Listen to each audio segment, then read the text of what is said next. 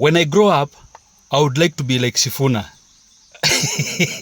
Maana ile courage huyu jamaa ako nayo, super senator,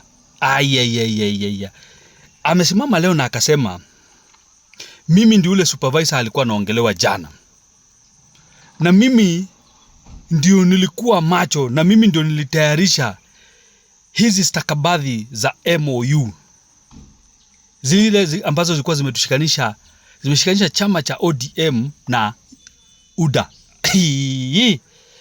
Amesema kama unataka kuuliza mwenye alinichagua kama supervisor ako Bondo, nenda huko Bondo ukamuulize. What do you mean? Sasa amesema kabisa wazi kinagaubaga, mahusiano yetu ya chama cha ODM na UDA iliisha tarehe 7 mwezi huu. Si ni majuzi tu. Sasa sisi hatuna uhusiano wowote na hatuna nia ya kuwa na uhusiano wowote na chama tawala cha UDA. What do you mean?